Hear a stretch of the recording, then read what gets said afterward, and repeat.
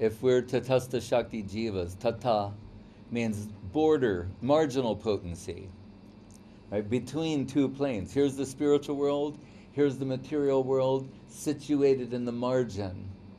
What is a margin? It's actually an imaginary position, right? So as we're told, the Tata, why? Where water meets land on the bank of a river, or where, at what point is it land, at what point is it water? It's an imaginary position, right? So, but how do we reconcile that with the expression back to home, back to Godhead?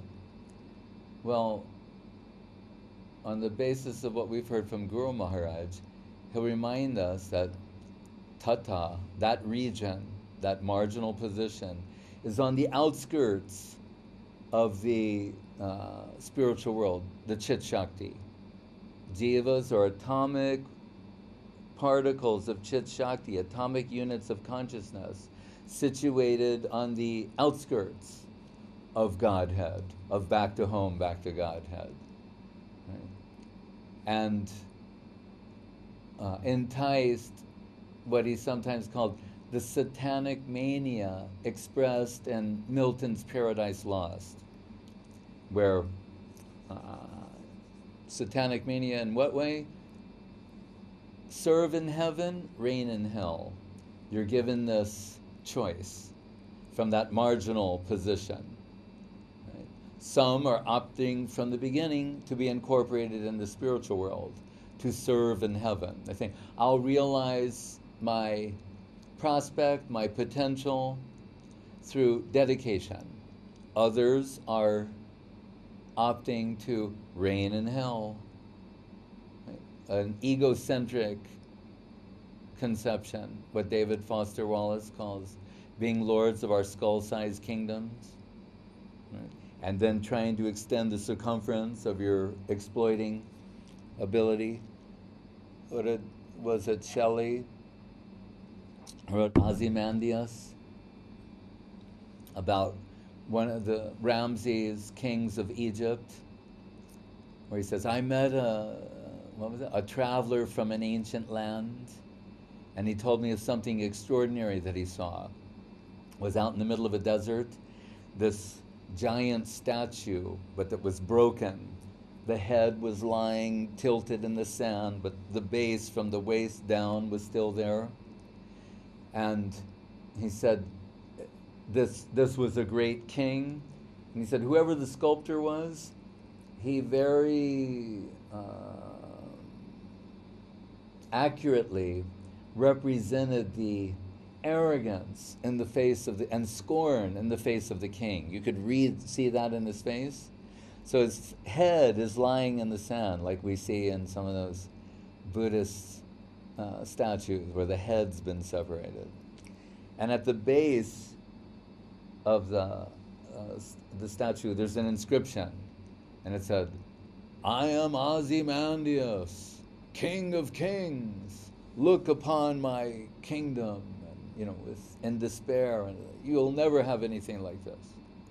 He said, but interestingly, when you all you see in every direction is desert sand. There is no kingdom. Whatever kingdom he had, it vanished so long ago. Right? Making a point about mortality. The great themes in literature are like that, about mortality. And the great writers seduce us through story into dealing with the big questions. I mentioned in that Chekhov story, where a man in Petersburg is interested in a girl. She's much younger than him, and she's a musician or singer. And he meets her at a party, and he expresses some interest, whatever, and she gives him a note. And he reads the note and says, meet me in the graveyard at midnight. And he's thinking, oh, she's just playing with me. This isn't serious. And he goes home and he's saying, I'm not such a fool to fall for this kind of thing. I'm not that kind of man. You know. That was at around 10:30. By around 11:15, he's saying, but what if she actually goes? Then then he calls his driver, get the horse and the carriage ready, the whole thing. By, around 5 minutes to midnight, he's there in the graveyard. But she's not there. But this is a Chekhov story. So through that story, where nothing happens, he brought you to the position he needs you to be in. So while he's there waiting, he starts going for a stroll and looking at all the tombstones. And he's saying, born this time, died this time. And he's saying men and women. And particularly because he was there looking for the women, he's seeing the women gravestones, and he's thinking, yes, they were beautiful young girls, and they had aspirations and hopes and lives and loves, and here it ends. Guru Maharaj liked to quote that Gray's elegy, the boast of heraldry, the pomp of power, all that beauty, all that wealth e'er gave, awaits alike the inevitable hour. The paths of glory lead but to the grave. So I was on a Ukrainian television show in Kiev, kind of like Good Morning Kiev or something. And there were two, a man and a woman doing the interviewing. And the woman, she asked me about memento mori, right? Which means she was paying attention in school when they taught this. What does it mean? The reminder, death reminders. So the great paintings, the great poet, the great works of art, that's one of the issues they're going to deal with. Love and loss, and also mortality. Right? So, it's back to your question. To avoid that, to not deal with that issue, is to not take advantage of what human life is about. So anyway, back on the Tatastha Shakti. So when we say back to home, back to Godhead, Bhaktivinoda Thakur says in Jaiva Dharma that when you hear different examples, you have to catch the gist of what is being said. If you analyze it too far, you'll end up emphasizing the differences. So if I was giving an example in which I compared water to milk, you can understand, oh, liquidity or something. But if you think about it, if you start analyzing it, you'll realize in so many ways that water and milk are different than one another. Right? So, if we say Jive Swarupai Krishnara Nityadas, that the soul is eternal servant of Krishna, and your fully activated servitor identity, that's what we mean by Godhead and back to home. Right? But from Tatastha position, it's not activated. So you can't be in the central conception of the infinite, in the center of the spiritual world. You have to be on the margin. And we're not talking geographically in the conventional sense, but in terms of conceptual, conscious development. For what is the spiritual world but a plane of consciousness, and consciousness enriched with dedication, right? So if that dedicating tendency, which is lying dormant in almost a state of suspended animation, is not activated, then you're on the margin. And when it's activated in terms of serving and expressing the servitor identity, that's expressed in the center, in the central conception. So there's not no real conflict there. Sun ray and the sun. You can say they're qualitatively the same, more or less, What's the difference? Magnitude. So, to suggest that we're of the same magnitude of God is inappropriate and inaccurate, right? And at least this can be realized, and we're in illusion. So the person you're speaking to is acknowledging that we're in illusion. God is not in illusion. That means illusion would be greater than God.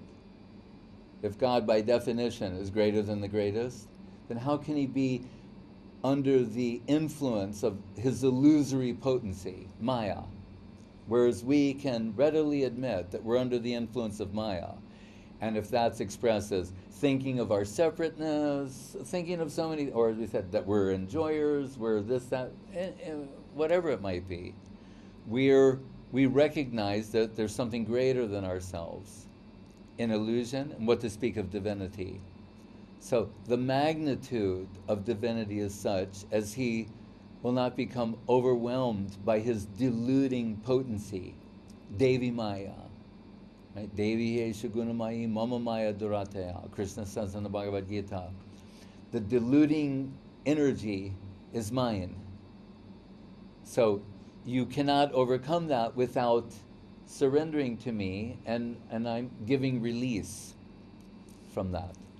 This is another common misunderstanding. A drop of the ocean enters the ocean, becomes the whole ocean. Since when? A drop, that's not even scientifically sensible. You put a drop of water in the ocean, it doesn't become the totality of the ocean. Right? So these are all like superficial, generic, spiritual, quasi-spiritual things that people think are very profound, but they're actually faulty examples. They're not totally accurate. So again, you can say, yes, being, Krishna says in the Gita, Mameva angsa jiva loke jiva bhuta sanatana. The living beings, there are infinitesimal parts of me. He's the infinite, we're the infinitesimal complementary aspects. That means to a degree there's some qualitative oneness. But the magnitude, one is infinite, the other is infinitesimal. That's a big difference. Right? So, and back to the point of being deluded. So you mentioned, you say, worshipping Ma Kali. According to whom? According to Ma Kali, some Vedic, is this described somewhere how you will properly worship Ma Kali? And no, it's just a fashion, right? It sounds cool to say that I'm doing that, or that everything is Brahman, right? Look in the pages of the Bhagavatam. The Bhagavatam's the Super Purana. It says 3 aspects, although it's one, yes, Advaya Gyan, one thing to be known. That one thing can be understood in 3 aspects: Brahman, Paramatma, Bhagavan.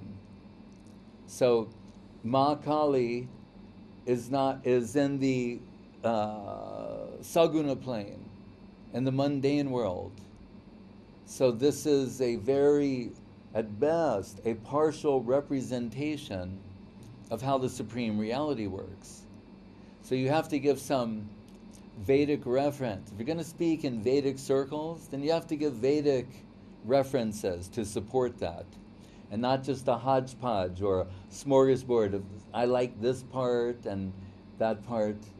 Achyutananda used to joke about people like, they say like, oh, I like the calm and the peace of Buddhism, and I like the meat eating of Judaism and Christianity, and I like the fish eating culture of the you're just mixing and matching different spiritual concepts according to what your mundane interests are, as opposed to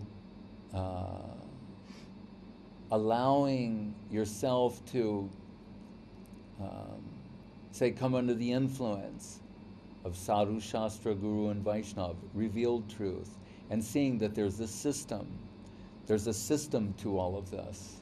So Ma Kali has her place in the Saguna plane. What is she described as? Durga Devi, a how do you say, the superintendent of a prison. So if someone who's in jail, a prisoner, says, well, why not have a good relationship with the superintendent? Superintendent can let you out of jail. That's true. But understand where you are. You're in jail and you're dealing with the superintendent. Or you say, well, by having a good relationship with the superintendent, I can get a better cell and some privileges. That's true. But that's not a truly liberated position where you're a member of healthy society. What are the activities there in healthy society? There's the negative plane, the neutral plane of renunciation, and the positive plane. So just to be a prisoner with privileges and the negative plane is nothing to boast about. To withdraw from that and enter the neutral plane is something, but it still falls short of positive engagement.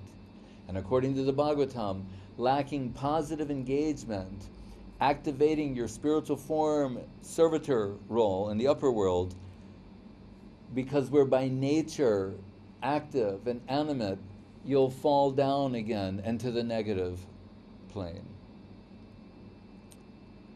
Bhog and Tyag alternate. Enjoyment, then when the karmic reaction for enjoyment comes in the form of suffering, we want to give up the world, to stop acting, thinking, oh, it ends up producing suffering, so I need to become a zero, or stop all karmic activity.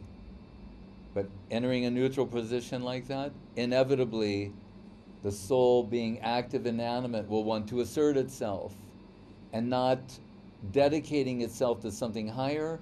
It will again try to consume that which is lower, enter the karmic circumstance again, and the cycle begins. Samsara. That's Maya, samsara.